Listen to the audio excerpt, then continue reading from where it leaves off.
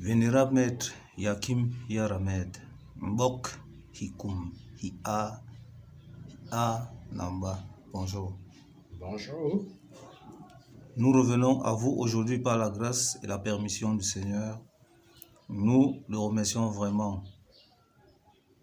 Nous revenons pour un autre questionnaire, Vénérable Maître. Nous sommes à un coup dur planétaire.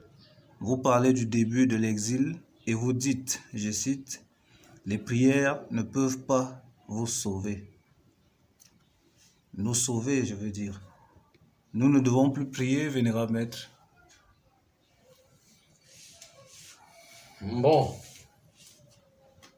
quand je dis que les prières ne peuvent pas vous sauver,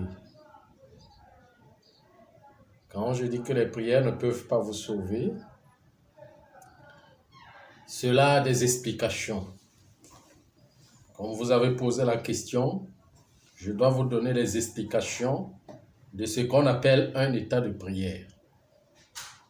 Vous voyez un peu. Alors, quand un humain naît sur Terre, il naît avec un programme. Il naît avec un destin. Il amène son programme, il amène son destin. La prière est pourquoi? Quelle est la conduite de la prière? La conduite de la prière est faite pour amener la personne vers sa direction. Ça veut dire que pour que la personne ne s'égare pas de sa direction, ne s'égare pas de son but, la prière accompagne son destin. La prière l'accompagne à s'ouvrir dans son destin. Maintenant, quand on parle du destin, donc, vous pensez que quand on parle du destin, le destin est quelque chose qui doit seulement avoir les bonnes choses?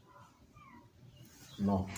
Le destin est accompagné du cycle des références des vies ou d'une vie qu'on a fait et puis on est venu remplir sa condition. Ça veut dire que les dettes qu'on a prises, on est venu rembourser pour en prendre d'autres en rapport avec l'énergie.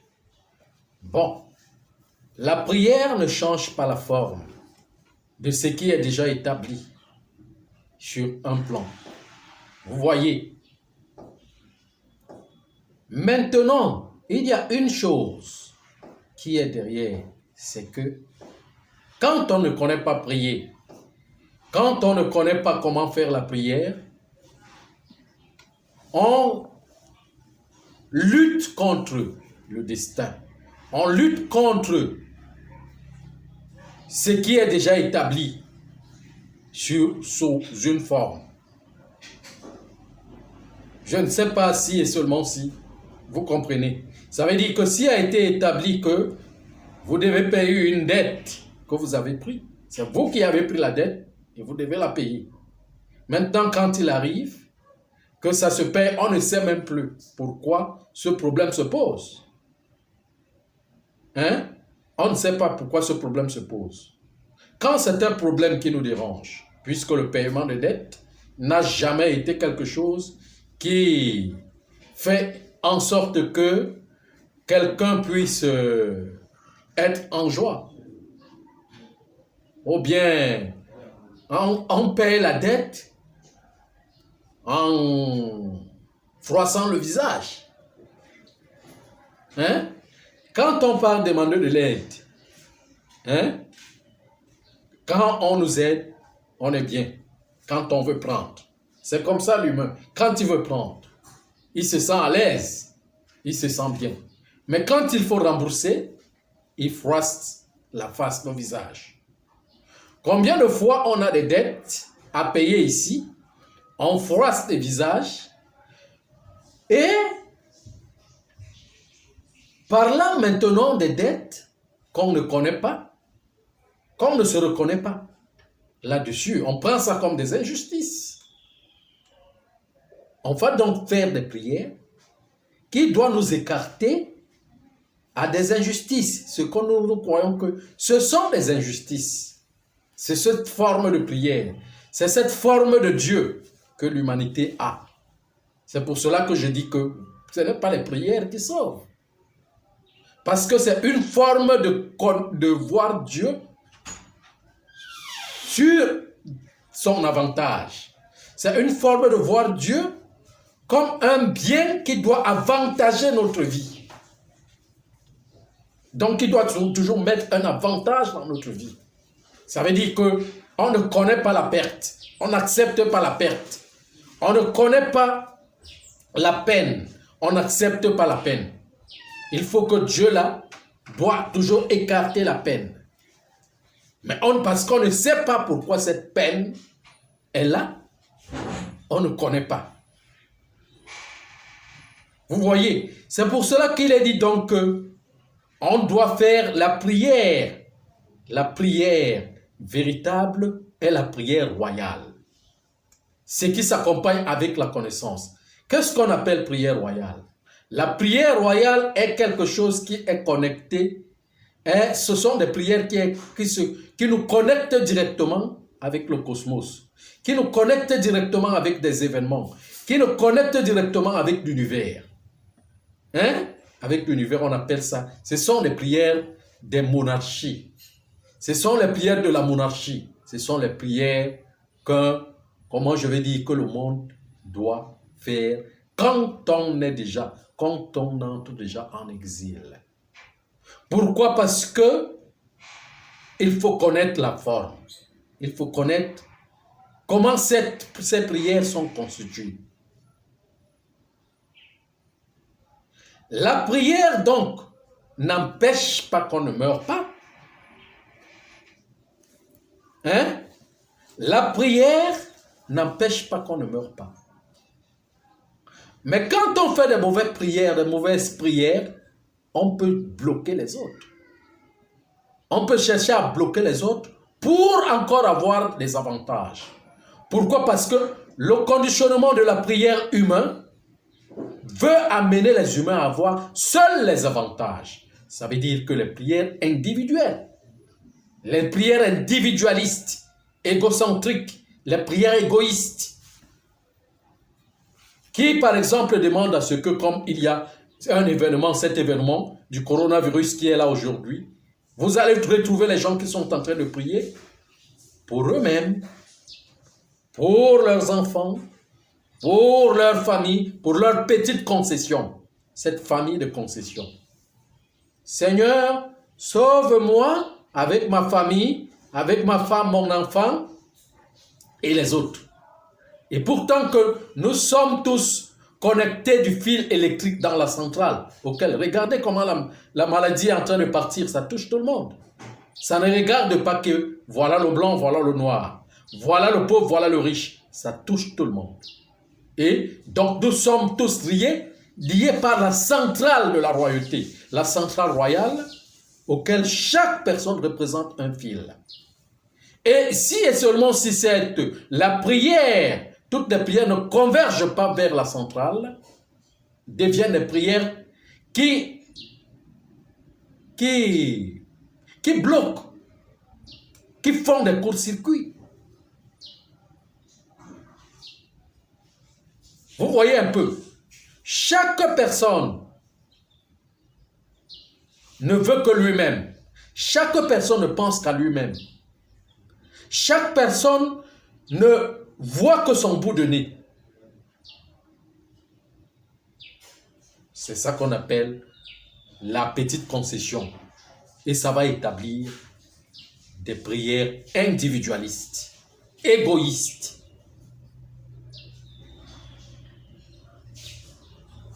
Vous voyez, vous savez ce qu'on appelle sauver?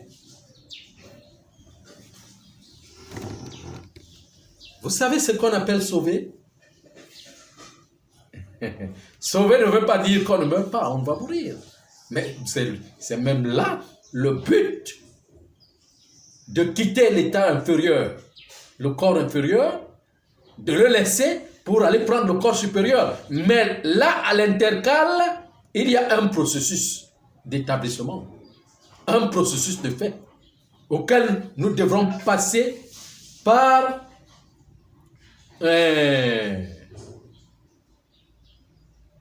tout un état. Dans tout un état, tout un processus qui regarde la première, comment je vais dire, la première organisation qui est royale. Alors pour quitter de cette étape,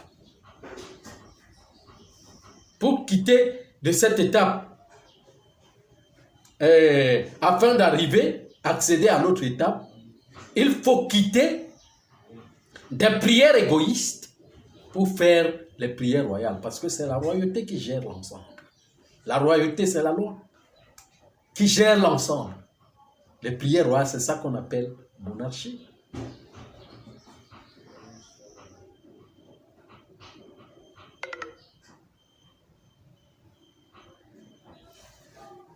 Oui. Là, maître,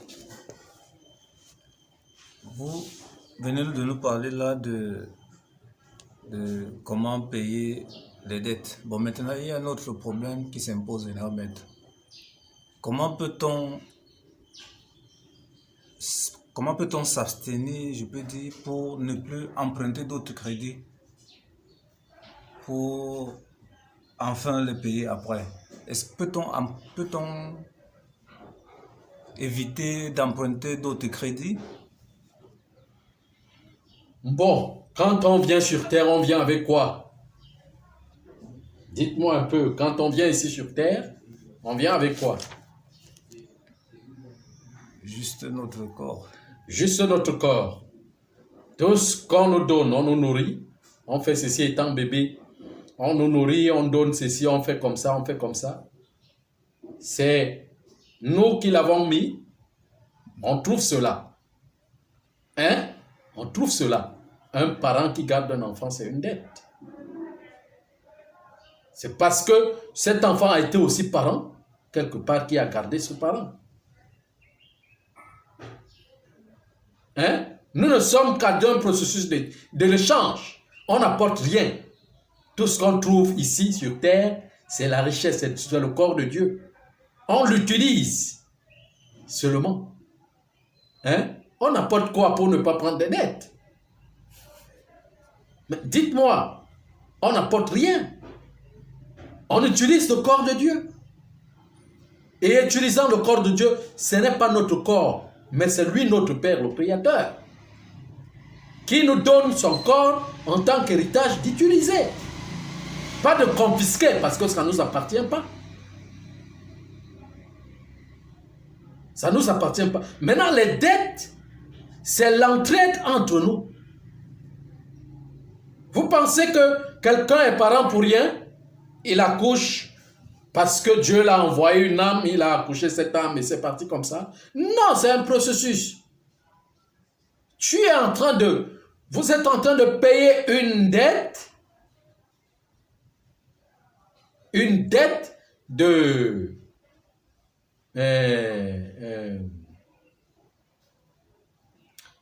du processus de, comment on appelle ça?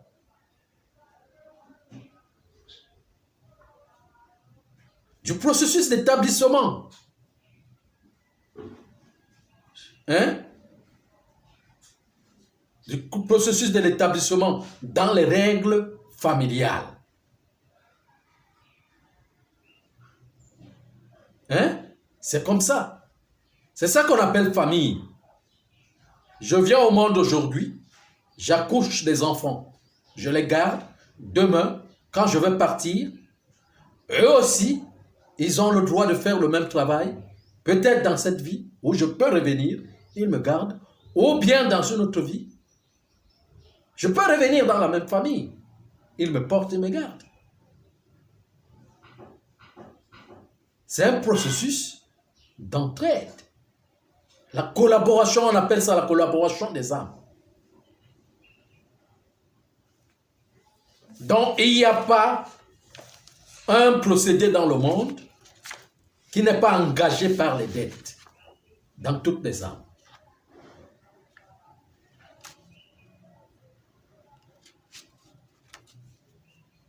Vous voyez un peu ce que je suis en train de dire. Donc les prières égoïstes sont des prières qui bloquent le monde. Les prières égoïstes sont les prières qui bloquent les gens. Les prières égoïstes sont des prières qui n'ont pas une convivialité, qui ne veulent que de l'avantage et refusent de prendre soin, refusent d'accepter la perte.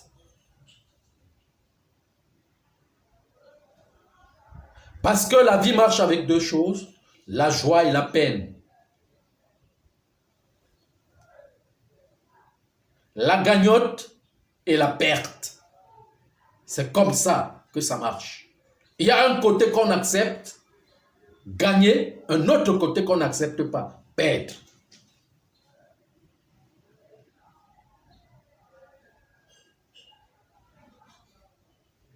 Vous voyez, quand vous êtes donc en train de construire les prières égoïstes, au moment où il faut perdre, vous allez devenir, comment je vais dire, exprimer la jalousie, la convoitise, la ruse. Soit vous n'allez pas aimer ce que les autres ont, soit vous voulez avoir ce que les autres ont, et pourtant que votre temps est passé, ou bien ce n'est pas votre temps de l'avoir. Mais vous voulez l'avoir. Absolument. Ne sachant pas que ce n'est pas ce que Dieu a établi. Il y a un destin pour vous. Peut-être que vous allez l'avoir, ou bien vous allez l'avoir parce que chaque personne a le devoir de faire toutes les expériences du monde entier, mais selon le programme. Selon le programme de l'organisation de ces expériences. Vous allez l'avoir, mais à autant voulu. Ou vous l'avez eu, maintenant vous ne pouvez plus l'avoir parce qu'il y a quelque chose qui s'est passé qui fait en sorte que vous ne l'obtenez plus. Vous n'obtenez plus ces avoirs en ce moment-là. Et c'est ce moment-là donc qu'il faut la connaissance, le pourquoi et le comment. Même quand on a les avoirs, il faut la connaissance du pourquoi et du comment. Pourquoi on a ça? Quand on n'a pas des avoirs, il faut la connaissance du pourquoi et du comment. Sinon, il y aura la convoitise. Maintenant, celui qui a aussi ne veut pas perdre, ne veut pas faire circuler, ne veut pas partager. Clairement, pourquoi il a peur de perdre. Il a peur de faire des déficits. Il a peur de, comment je vais dire, de ne pas gagner.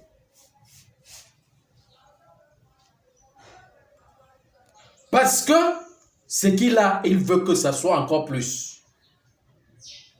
Mais pourtant que ce qu'il a, ce n'est qu'une forme. Dans le processus royal de la dirigeance de la gouvernance, les fortunes n'existent pas. C'est les budgets qui existent. La gérance du monde. Les fortunes n'existent pas que moi j'ai une fortune. Plutôt c'est des budgets. J'ai un budget. Le capitalisme se fonde sur des budgets. J'ai un budget, un tel budget pour gérer telle entreprise. Telle société, tel département. Mais pas que j'ai des fortunes.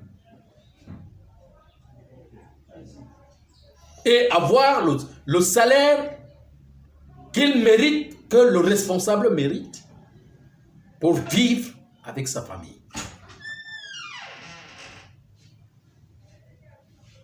Oui. Vénérable Maître, n'est-il pas dans ce sens que les gens parlent de la chute, que nous avons chuté et qu'il faut se réaliser pour repartir vers Dieu? N'est-il pas dans ce sens? Nous avons chuté et il faut se réaliser pour repartir vers Dieu. N'est pas dans ce sens-là de paiement des dettes et tout ça. Oui, le paiement de dettes, c'est des expériences qu'on fait. Mais la réalisation, c'est une autre chose. La réalisation, c'est une autre chose. La réalisation, c'est la collectivité des âmes, où on rassemble toutes les âmes pour les recycler, comme c'est en train de se faire là. Quand je parle de l'exil, on rassemble tout le monde pour recommencer un autre processus. Hein? Quand les âmes sont dans l'expérience, dans leur expérience, elles évoluent. Elles évoluent. Mais elles ne se réalisent pas parce que la réalisation se passe dans un enseignement conscient.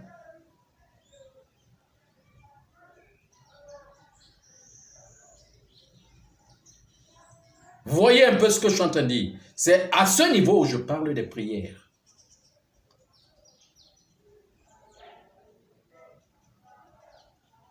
Vous voyez, parce que quand on parle de prières, par exemple, pour dire sauver des vies, sauver des vies, sauver des vies, est-ce que la vie meurt?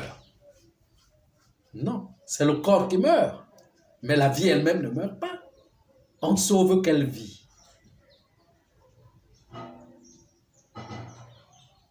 Mais le processus est d'établir la connaissance. C'est le Christ qui sauve.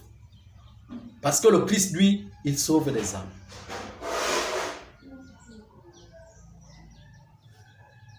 Oui. Vénérable Maître, vous dites, je cite, c'est notre planète qui a donné nos âmes, c'est le Père de notre Père et la Mère de notre Mère. Elle est notre Seigneur qui est appelé Royaume et Kaïsa. C'est toujours dans le même sens que vous parlez tout à l'heure. Bien sûr, c'est cette planète qui a donné des âmes humaines. C'est elle qui produit. Et qu'est-ce que cela veut dire, le Père de notre Père, la Mère de notre Mère? Bon, maintenant, quand on dit notre planète qui produit, la planète commence par quoi? Qu'est-ce qui dirige la planète? C'est l'eau. On est établi sur deux choses. Il y a l'âme et le corps. Le corps est produit par la croûte terrestre que nous voyons, mais l'âme est produite par l'eau de la planète. Vous voyez? Donc, c'est deux choses.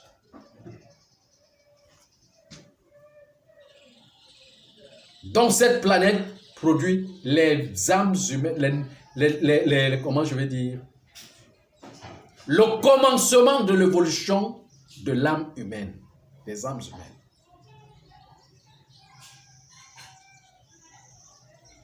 C'est pour cela qu'on l'appelle Ekaïsa. Ce que les autres appellent le Kacher. Le Kacher. Le Kaichera. La Tchechari. La Sekari.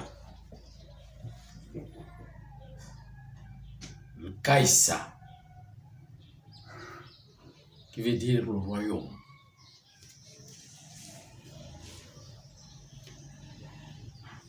Oui? Non, je voulais juste savoir ce qui veut dire le Père de notre Père et la Mère de notre Mère. Donc c'est le Père de notre Père, la Mère de notre Mère. Oui. Notre planète est le Père et la Mère de notre Mère.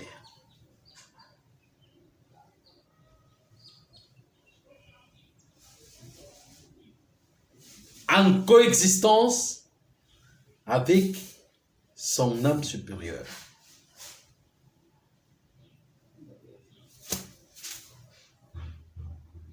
Vous comprenez ce que je suis en train de dire? Donc c'est ça. Alors donc je disais donc que ce que nous devons faire, c'est des prières royales. Dans les prières qui marchent avec la loi, avec l'équilibre du monde.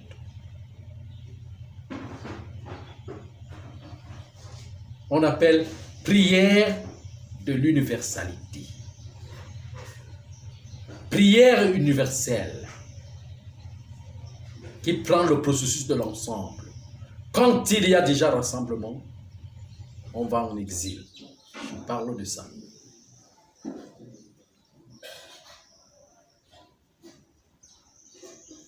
Vous voyez un peu ce que je suis en train de dire. Donc c'est ça. C'est pour cela que j'ai dit, j'ai expliqué pourquoi la prière ne sauve pas. On sauve quoi? On sauve le monde de l'ignorance. La prière ne sauve pas le monde de l'ignorance. C'est la connaissance qui sauve le monde de l'ignorance. Et la connaissance amène à faire les prières royales et non les prières égoïstes, individualistes.